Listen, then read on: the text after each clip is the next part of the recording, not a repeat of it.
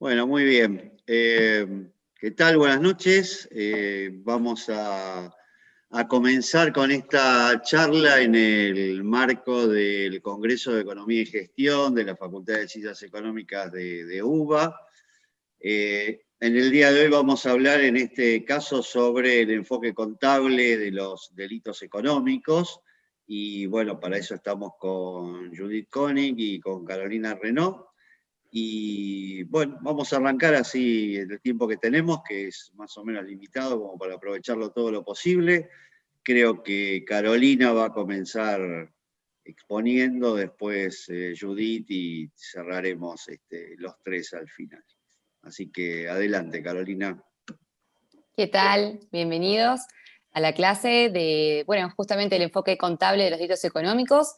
Bueno, en este aspecto es importante recalcar que los delitos en su gran mayoría tienen esta cuestión económica que hace al fin de lucro, y eso, por ejemplo, lo vemos dentro del Código Penal, en los delitos relacionados con las estafas, las defraudaciones, los delitos también contra la salud y el ambiente, van a estar relacionados justamente con cuestiones económicas y financieras, pero que todas ellas cuestiones están de alguna manera solapadas y el aspecto financiero, contable y económico no es lo primero que se ve dentro del análisis y de la investigación judicial de esos delitos.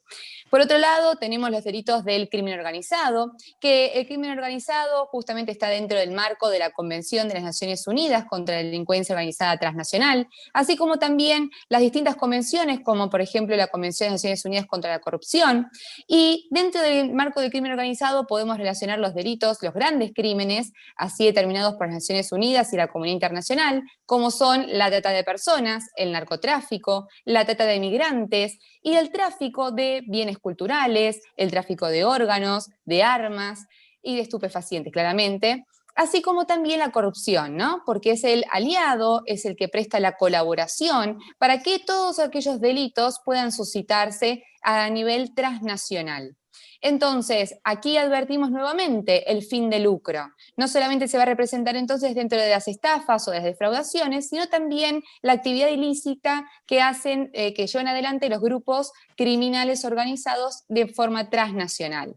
Entonces, en ese sentido, podemos decir que las actividades criminales y las actividades ilícitas son productoras, generan ganancias ilícitas, y que justamente esas ganancias ilícitas van a conformar la criminalidad económica. Entonces, nuevamente nos vamos a encontrar dentro de este marco de criminalidad económica con aquellas organizaciones que realicen actividades lícitas fuera de lo que es el crimen organizado, pero que también cometen actos defraudatorios y que atentan justamente contra la salud de los seres humanos, así como también contra el ambiente, además de cometer actos de corrupción. Entonces, nuevamente nos encontramos con un aspecto económico, contable y financiero dentro de este universo de delitos y de conductas atípicas.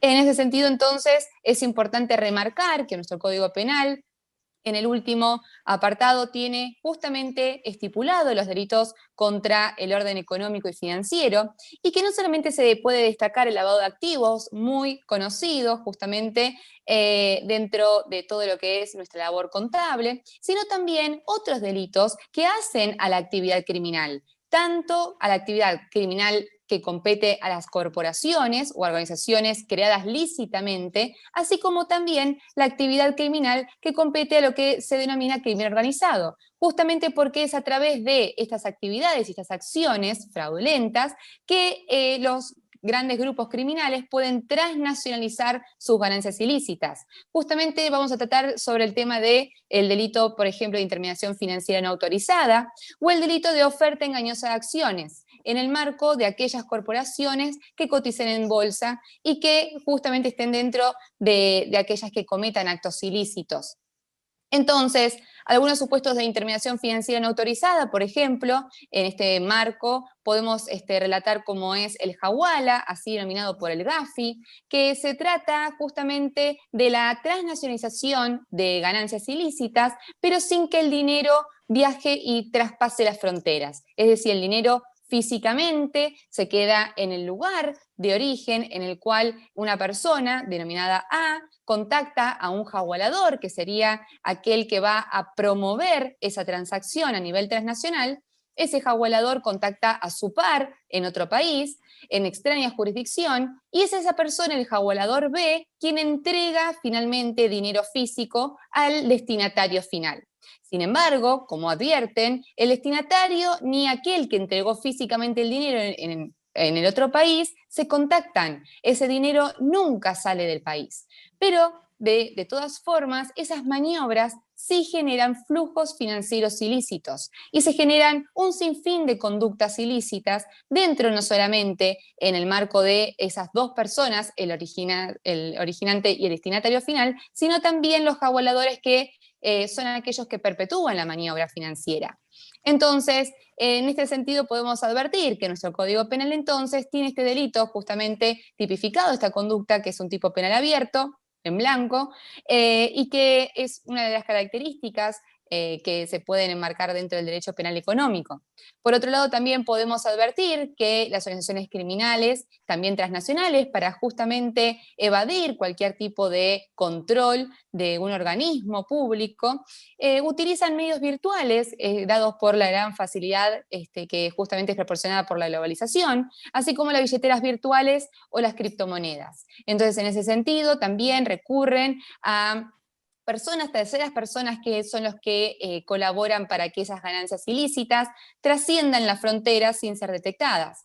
Entonces, dentro de todo este marco, lo que podemos decir justamente es que el dinero, los flujos financieros ilícitos igualmente son aquellos que circulan y que eso le ocasiona una pérdida, un perjuicio muy grande al mercado económico y financiero. No solamente al local, sino al mercado económico que va a recepcionar de alguna forma esas ganancias porque justamente no van a impactar en el PBI de ese país. Por lo tanto, nosotros nos vemos dentro de un marco de investigaciones judiciales, se van a advertir justamente que la investigación del delito ha cambiado y que las maniobras económicas, financieras y contables se advierten en todas estas gamas de conductas atípicas e ilícitas que también hacen a la transnacionalidad. Por lo tanto, el enfoque de esa investigación es importante que cambie y que requiere justamente la interdisciplinariedad. Es ahí cuando la colaboración de un contador público es sumamente importante, justamente porque va a aportar sus conocimientos en todas las ramas que tiene, como costos, impuestos, finanzas, y a la vez también la misma parte de la contabilidad, justamente para poder otorgarle y darle herramientas de valoración y coadyuvar con el juez y con el fiscal para que puedan valorar la prueba que hace a justamente la comprobación de estos ilícitos y que justamente esa investigación judicial sea fructífera, se realice de una manera con celeridad, con transparencia y que de alguna manera los contadores tenemos esta rama de actuación y de un rol profesional muy importante dentro de la justicia y dentro de las investigaciones financieras. Bien, antes de que arranque Judith, un par de cositas para no olvidarme de lo que estabas diciendo recién. Una de las cosas que comentabas, Caro, era el tema del Hawala y justo hoy estaba viendo un informe de Global Initiative que hablaba, porque parece una cosa rara y uno dice, ¿se usará eso? ¿Será solamente una cuestión teórica? Y hay un informe internacional sobre el tema justamente sobre el uso de esta herramienta entre Yemen y Somalia para el tráfico de armas. O sea, cómo se está usando este sistema para hacer justamente eso de transferir armas, pero dejar el dinero en cada uno de los lugares. Así que no es un tema teórico, es un tema claramente operativo a nivel mundial, ¿no? Y el otro tema que me surgía de lo que estabas hablando es el de estas entidades con actividad lícita o constituidas lícitamente, pero con parte de sus actividades ilícitas, ¿no? Seguramente va a impactar más en lo que va a decir Judith después, pero como yo me imagino que son más complejas de investigar, porque aquella que es parte del crimen organizado como actividad ilícita absoluta, bueno, es más fácil de discriminar, o sea, no hay que discriminar nada, es todo ilícito. Pero en una empresa, en una organización que tiene una actividad lícita, pero que en el medio de la actividad lícita incluye operaciones delictivas, la discriminación es un claro trabajo de características contables, económicas, financieras. Me parece que ahí es donde hay una inserción mucho más grande todavía de nuestra participación, ¿no? Totalmente. Digo, nada. Bueno, Judith. Bueno, Digamos. sí, un poco en sintonía como para ir un poco a qué es lo que trabajamos los contadores y bueno, y los economistas, los expertos en ciencias económicas, en el marco de una investigación judicial. Y bueno, nosotros tres nos conocemos justamente de trabajar en causas judiciales, pero no era tan habitual hasta hace unos años que hubiera expertos contables trabajando en causas judiciales y hoy vemos cada vez más y vemos cada vez que más que es imprescindible que trabajen contadores y economistas ayudando a los jueces a investigar este tipo de maniobras o cualquier otra maniobra. Una cuestión que tenemos que tener en cuenta, tal como decía Carolina, es que no se trata solo de investigar lo que se conoce como delincuencia económica, o sea, antes era más común ver un contador investigando, por ejemplo, un fraude bancario. Entonces ahí uno veía que era necesario. Ahora bien, con un cambio de política que tiene que ver con la lucha contra los mercados ilícitos, que se puso el foco en tratar de sacarle el dinero a los delincuentes. O sea, se vio que los mercados ilícitos generaban enormes ganancias y que entonces una forma de luchar contra esos mercados ilícitos era tratar de decomisar esas ganancias, de sacarle a los delincuentes el fruto de esos ilícitos como una forma de persuadir para que no sea una actividad con un fin de lucro asegurado. O sea, una vez descubiertos, podían sus ganancias podían ser detectadas y podían ser decomisadas. Entonces ahí esto se inició más o menos en 1970, por eso digo que no es hace tanto tiempo, con una ley en Estados Unidos, que fue la ley de secreto bancario, que lo que obligaba era, bueno, a los bancos a conservar los registros de las operaciones que hicieran y a su vez reportar aquellas operaciones que tuvieran algún indicio de ilicitud. Entonces ahí, esta es la política de seguir la ruta del dinero, que tanto escuchamos, que no siempre es tan sencillo y no siempre es una ruta, en general es una red porque se ramifica, hay operaciones en efectivo, hay operaciones en mercado informal, entonces se hace muy dificultoso, pero bueno, ahí empezó el camino que incluyó a los auxiliares contables, digamos, en los juzgados, en las fiscalías, a investigar delitos que no solamente eran delitos económicos, financieros, sino que también eran criminalidad organizada, que puede ser narcotráfico, trata de personas, y que como se trataba de decomisar y se trataba de ver quiénes eran los integrantes de toda la organización y quiénes eran los financistas y quiénes son los que obtienen las ganancias, que en general son los mismos, bueno, hay que seguir la ruta del dinero. Entonces, para eso, ahí fue donde se empezó a incorporar esta variable.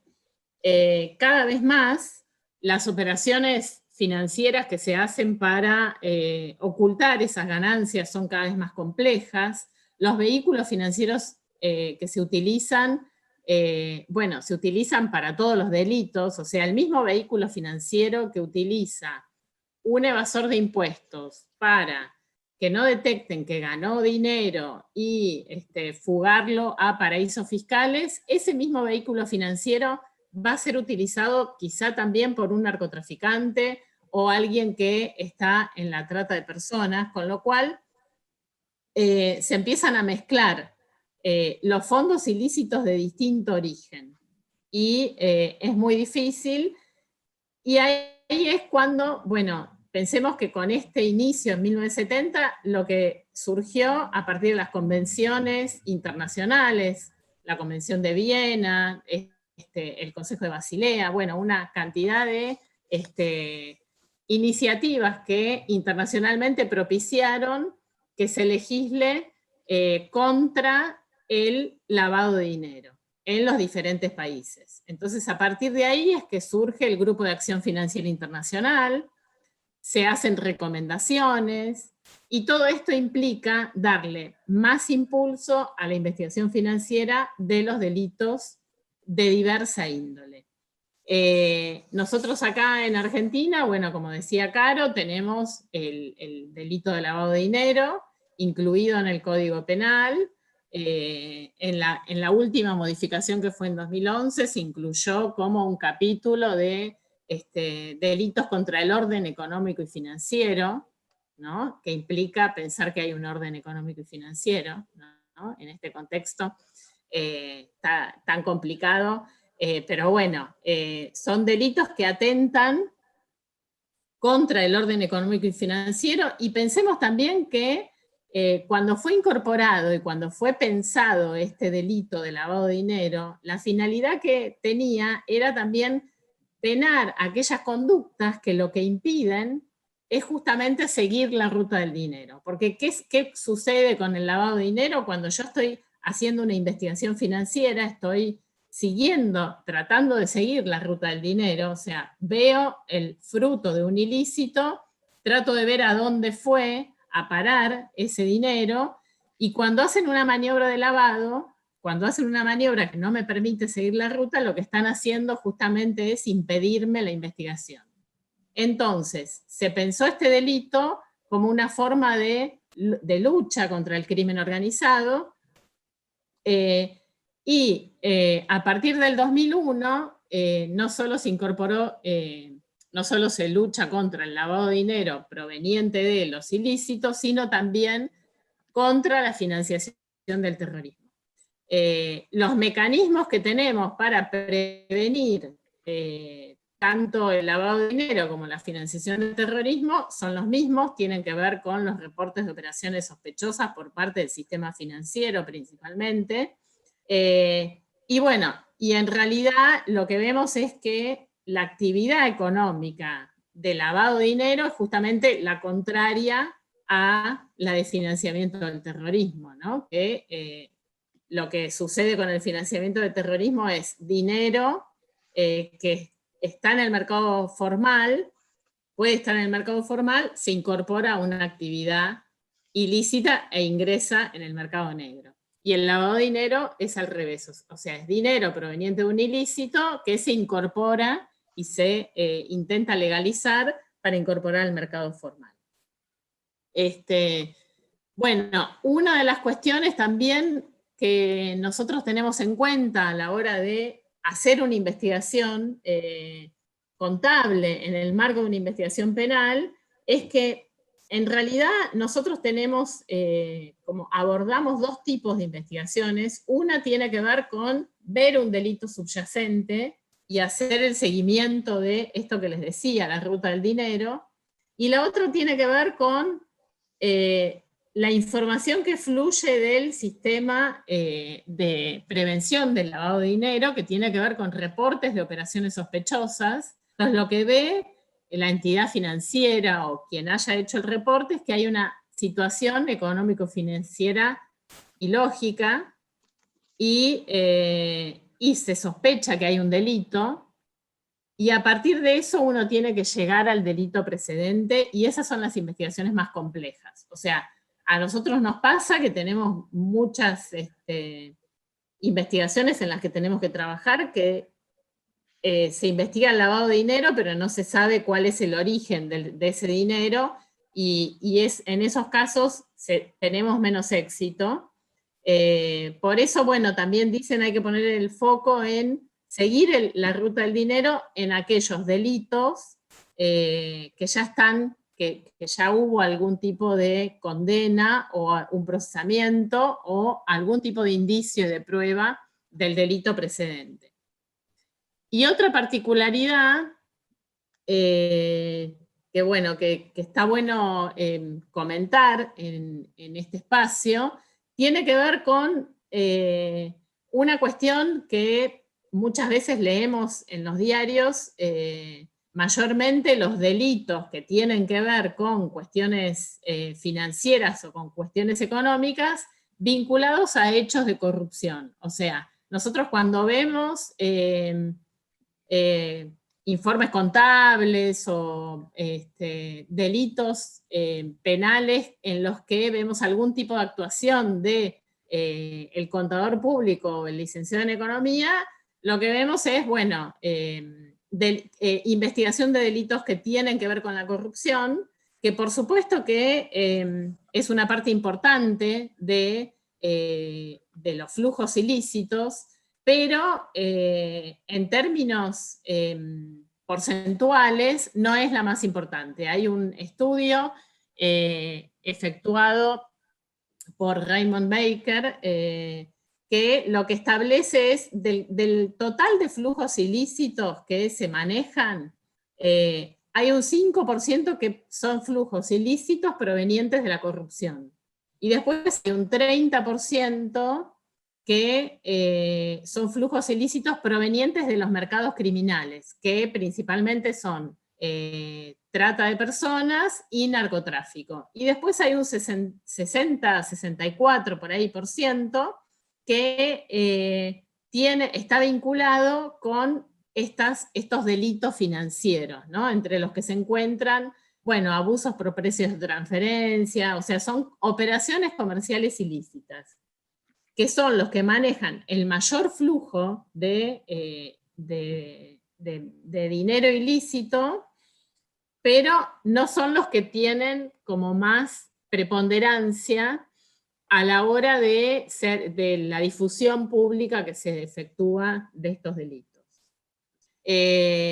Bueno, otra cuestión que tiene que ver con cómo investigamos estos delitos, está vinculada con que muchas veces la forma de investigar es tratar de acumular muchísima información. O sea, a veces los investigadores no saben muy bien cómo se cometió el delito, ni en qué fecha, o sea, no tienen una idea muy clara. A veces son denuncias un tanto como abarcativas, ¿no? Muy amplias. Y entonces los investigadores judiciales, en algunos casos porque no saben cómo investigarlo, en otros casos porque bueno, tienen ese método para investigar, lo que hacen es, por ejemplo, piden información de un periodo muy amplio de tiempo y de muchas personas, hacen allanamientos y secuestran una cantidad enorme de documentación, y esto lo que forma es lo que nosotros denominamos causas de volumen, ¿no? De volumen, ¿por qué? Porque son muy voluminosas, tienen muchísima información, y no necesariamente el cúmulo de información es sinónimo de tener mucha prueba, porque a veces esa información que está ahí no se convierte en utilizada, traducida, ejecutado por el juez, por todos los involucrados en la investigación judicial. Bueno, no sé si continuamos con... Sí, ahí se nos cortó un poquito en las últimas 2, 3 frases. Si querés repetir eso último. Bueno, sí, no, estaba diciendo que no necesariamente ese cúmulo de información que tenemos en una causa judicial se convierte en prueba de un delito. ¿Por qué? Porque a veces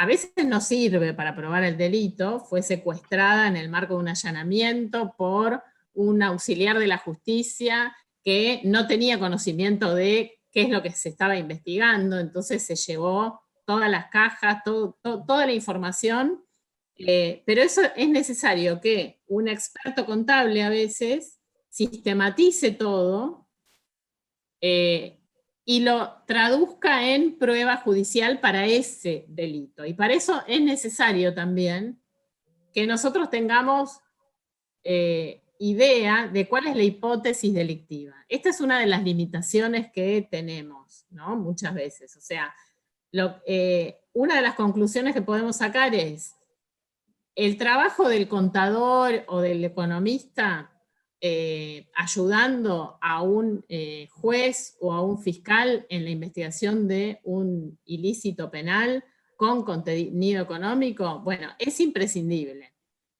en muchos casos, ¿no? ¿Por qué? Porque hay maniobras complejas, porque hay información contable que hay que traducir en el sentido de que hay que hacerla entendible para que sirva como prueba judicial, porque hay que extraer conclusiones de documentación contable.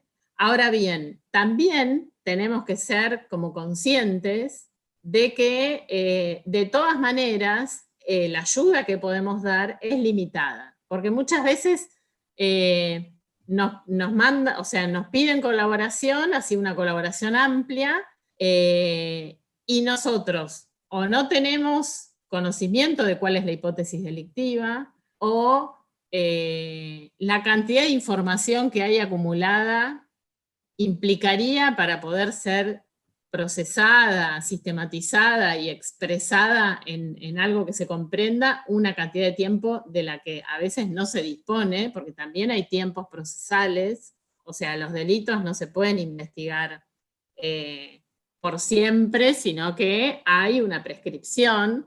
Entonces, bueno, a veces no hay recursos, bueno, una cantidad de limitaciones que también hay que tener en cuenta.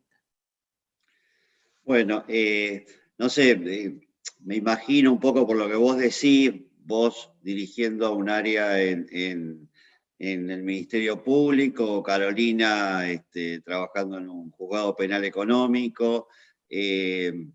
A ver, lo que estamos diciendo de alguna manera es, si bien pensamos en la intervención, por ejemplo, de un contador público en estas causas, la intervención no es meramente contable, sino que requiere una adecuación a cada tipo de causa y a cada tipo de delito. O sea, los mismos temas no tienen el enfoque similar dependiendo del tipo de delito de que se trate y dependiendo de la hipótesis, la teoría del caso, la hipótesis que tengamos en cada uno de los casos. O sea, no alcanza con la técnica contable para poder encarar una investigación económico-financiera adentro de una causa judicial. Digo, a eso se estaban refiriendo. Perfectamente. Claro. Sí, o sea, como que para que uno le dé algún contenido al informe, lo que necesita es tener la hipótesis, o sea, a ver, ¿qué es lo que quieren probar? Para ver si, incluso para que uno lea esa información contable, teniendo en cuenta esa hipótesis. Por supuesto que en algunos casos va a haber que descartar esa hipótesis y va a surgir otra. Quizás a veces pasa eso, que quizás ese fiscal que está trabajando esa causa dice, bueno, pero yo esta causa tengo esta denuncia por esta hipótesis delictiva, esta no se cumple, la cierro, en todo caso extraigo testimonios, como dicen en el Poder Judicial, extraigo testimonios y se inicia otra investigación. Pero a veces nos pasa eso, o sea, hay muchas denuncias en las que nos toca trabajar que tienen poca precisión. ¿no? O sea, a veces es como, son muy amplias, son imprecisas, y bueno, y aún así, los jueces y los fiscales, bueno, hacen lugar a investigar ese tipo de denuncias y recopilan una cantidad de información que muchas veces es inmanejable, ¿no? Entonces, nada, una de las cuestiones en las que nos terminamos tratando de ser expertos es en el manejo de datos. ¿Por qué? Porque se denomina causas intensivas en materia de datos, lo llaman, ¿no? Entonces es como que tiene una intensidad esos datos tremenda. Entonces nosotros lo que tenemos que hacer es tratar de ver qué métodos podemos utilizar para procesar datos, aunque sean muchísimos, pero tratar de procesarlos de manera eficiente y en el tiempo que nos delimita el código procesal, porque nosotros, o sea, en realidad somos contadores, pero el manual que nos delimita nuestro procedimiento es, cuando estamos trabajando en una causa judicial en sede penal, es el Código de Procedimientos en materia penal. O sea, entonces, si tenemos si el investigador se tiene que hacer en una cantidad de años, bueno, tenemos un tiempo limitado para mirar. Claro. Ese es un Y poco también las limitaciones que tenemos. Sí, también rescato algo que decís que es muy importante, que durante justamente la valoración de esa prueba o el informe que pueda hacer el contador, para que el magistrado o el fiscal puedan valorarlo después, con posterioridad, surgen nuevos indicios de delitos que tal vez estaban encubiertos, que estaban invisibles en el análisis de esa documentación. Y por otro lado, el volumen que decís de la documental muchas veces no coincide con lo que se quiere probar, y hay veces que justamente es el contador público el que solamente al valorar o al analizar un estado contable es suficiente, resulta suficiente para a lo mejor abrir un nuevo canal de investigación o profundizar en ese sentido, por ejemplo, de darse de balance falso, ¿no? Pero en el sentido también de oferta engañosa de acciones, es decir, muchas veces tenemos grandes volúmenes de documentación, pero los estados contables son los que nos permiten y nos abren una puerta a la que los contadores podemos valorar, profundizar, revisar y de alguna manera profundizar esa investigación. Entonces, bueno, es importante también ese aporte que es justamente interdisciplinario, ¿no? Por eso es vital que las investigaciones judiciales en materia económica se realicen conjuntamente con contadores públicos desde el inicio, desde la instrucción, para que justamente también después, al momento de la etapa probatoria, también puedan consultar con contadores especializados, pero ya cumpliendo un rol de peritos contadores, porque también tenemos ese tema. Los cuestionarios periciales son elaborados por personas que no tienen el conocimiento justamente contable. Entonces, ahí se empiezan a chocar esas disciplinas y que hacen que el proceso tal vez demore o que, genere algunas cuestiones en relación a los peritos, ¿no? Entonces, por eso es tan importante que ese cuestionario también sea elaborado por un contador, colaborando con el juez o con el fiscal, y que, pase la etapa probatoria. Sí, a ver, un par de cosas, creo que lo que decía antes Judith, nosotros tenemos un poco la conciencia del contador como auditor, pero el auditor siempre prueba una sola cosa, o sea, prueba la correspondencia con un conjunto de normas contables que están predefinidas, que son iguales para todos los casos, o prácticamente iguales para todos los casos, lo que hay que probar.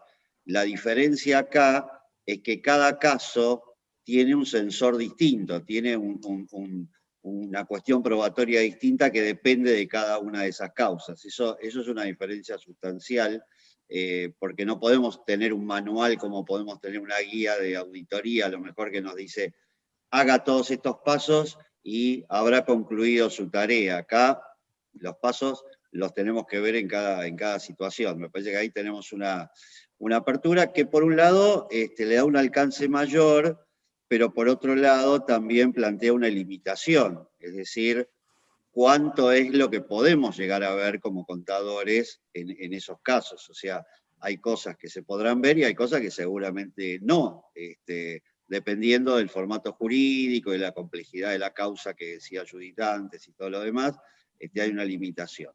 Y también hay una cuestión, o dos cuestiones más que se me ocurren, una montado en el tema de Carolina de la interdisciplinariedad o el conjunto de disciplinas.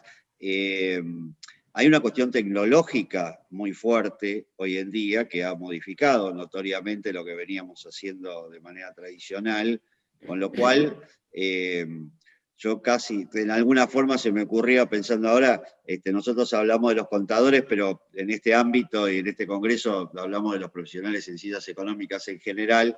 Te digo, hasta los actuarios empiezan a tener un rol importante en cuanto al conocimiento en el manejo de datos desde un punto de vista matemático, desde un punto de vista de sistemas, porque esos volúmenes de datos, como los que mencionaba antes Judith, está claro que no están al alcance de una persona física con un sistema tradicional o más o menos poco más que manual, ¿no? Es casi imposible de abarcar semejante cosa. Así que creo que el tema de sistemas es importante. Y otra cosa que se me ocurre también en estas etapas que ustedes planteaban, que tiene que ver con el rol del contador como generando herramientas para después poder investigar dentro de la causa, buscando, como decían, cómo hacer un cuestionario pericial o cosas por el estilo, que sería la parte previa al tema, o tratando de probar lo que ya se sabe y se quiere probar, o tratando de encontrar nuevos indicios para seguir adelante con otras cosas. Digo, a todo eso yo creo que le agregaría una etapa prejudicial también, donde el contador tiene un rol importante, que no lo estamos tratando de acá, porque estamos más metidos en lo judicial, ¿no? Pero toda esa etapa de la auditoría forense y toda esa etapa que tiene que ver con posicionar mejor las cosas para que se pueda llegar a una etapa judicial más ordenadamente. Está claro que el que llega a una etapa judicial en una causa criminal generalmente es porque cometió ilícitos y lo más probable es que no tenga cosas ordenadas, ¿no? Seguramente tendrá las cosas bastante desordenadas y esa es una de las formas de llegar, pero no hay que descartar lo anterior tampoco. Me parece que el contador tiene inserción en muchas etapas de este proceso, más allá de lo judicial propiamente dicho, donde, como ustedes decían, tiene muchas alternativas de trabajo de muchas maneras distintas, pero bueno, esa era otra cosa. No sé si tienen algún otro comentario por ahí.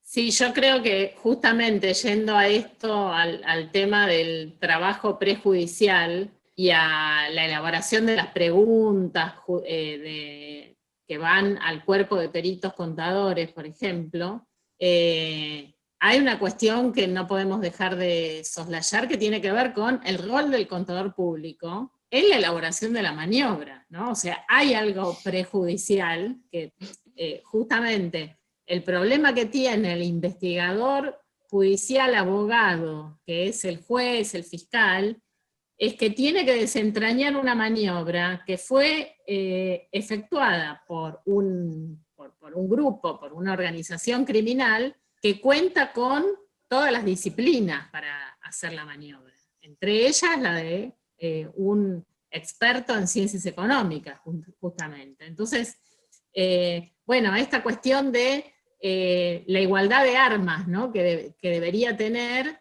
el sector público, de contar con un equipo interdisciplinario para poder desentrañar esas maniobras que a veces nos encontramos, esto que decía Carolina, ¿no?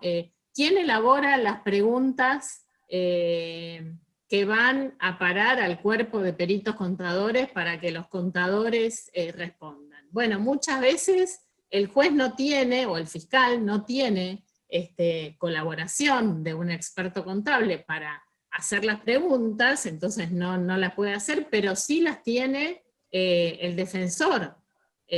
Con lo cual, a veces las preguntas no son para Bueno, ahí nos quedamos para qué, pero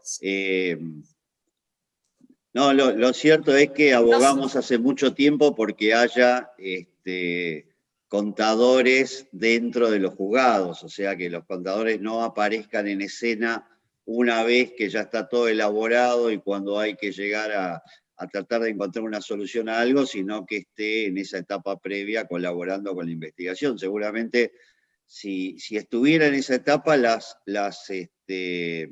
investigaciones durarían mucho menos tiempo, ¿no? Esa es una de las cuestiones que discutimos siempre de cuánto se estira el tratamiento de algunas causas, y muchas veces ese plazo podría ser muchísimo más corto si estuviera bien orientada la investigación y el cuestionario pericial dentro de la investigación. A veces la investigación tiene otras cuestiones de normas jurídicas, procesales, que también la pueden alargar en el tiempo, pero desde el punto de vista del proceso pericial propiamente dicho, si pudiéramos arrancar con un cuestionario pericial correctamente enfocado, donde se buscara lo que es interesante para esa hipótesis que mencionaban antes, donde no se discutieran accesorios que no van a llegar a ningún buen término porque no van a servir para la función que se está buscando, si no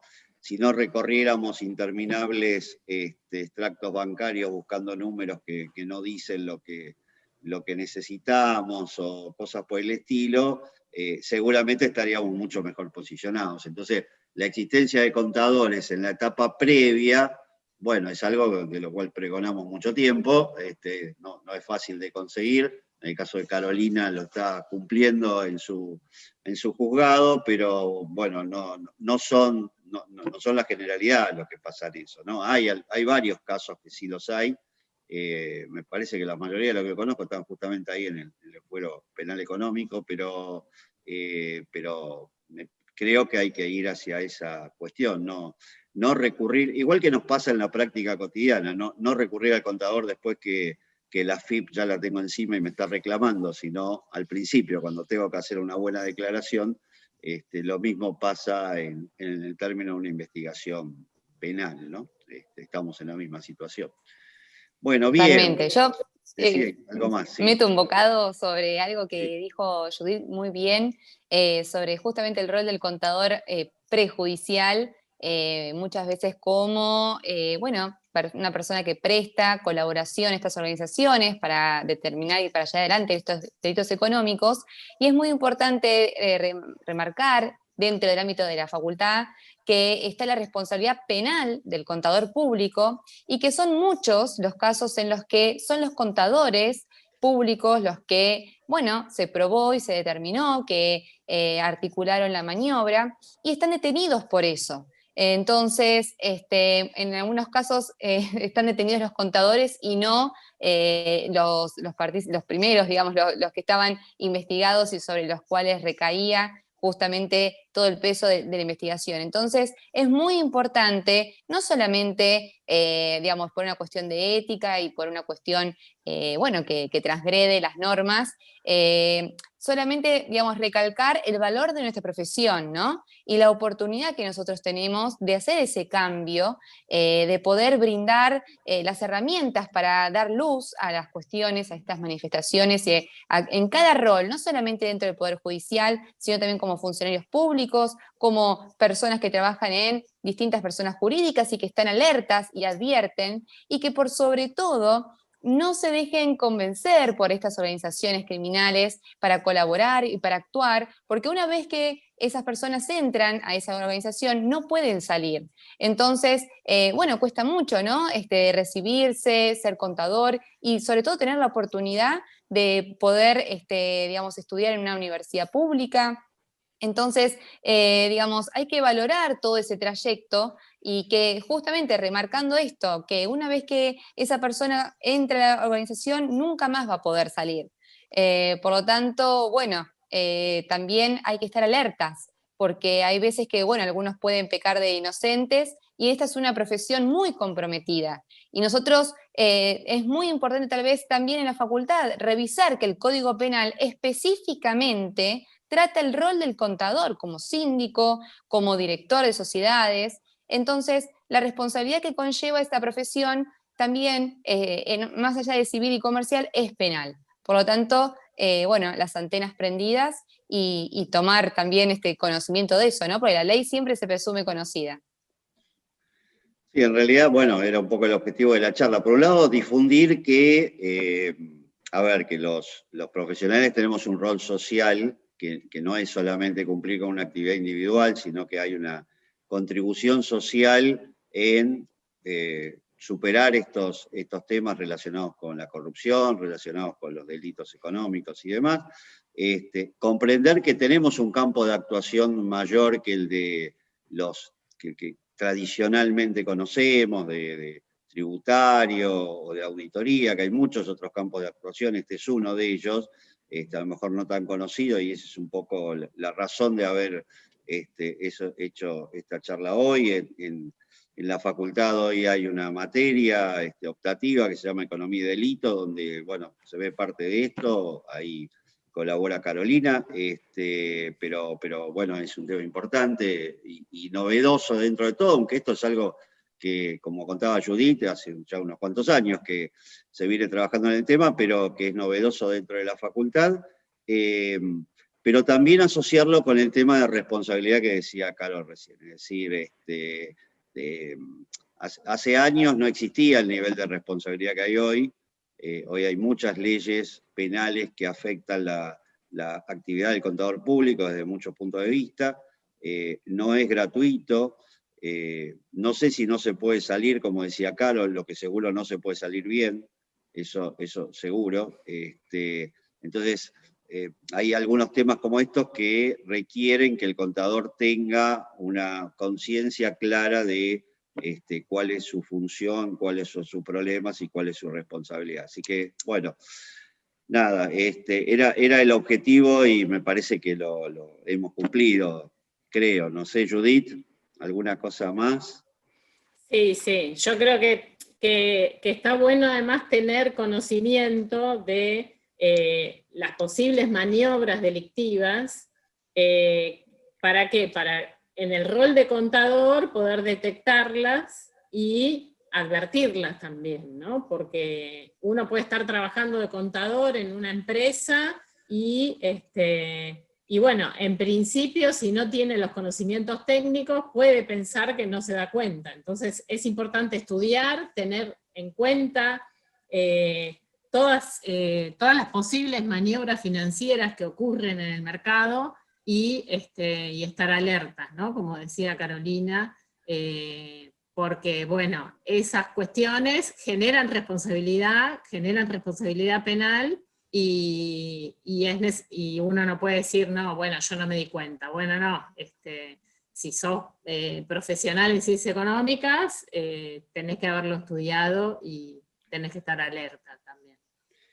Otros profesionales pueden decirlo, de otras profesiones pueden decir, yo no conocía, no sabía, nosotros no podemos. Entonces, somos sospechosos desde el principio de conocer, y en todo caso habrá que probar que no lo conocemos y es bastante más difícil seguramente. Claro. Bueno, muy bien. Si nada más, terminamos por acá, ¿les parece? Bueno, muchas gracias, Oscar. Bueno, Y buenas muchas noches. gracias, Judith, también. Gracias por la invitación. Muchas gracias. Bueno. Gracias. Hasta luego.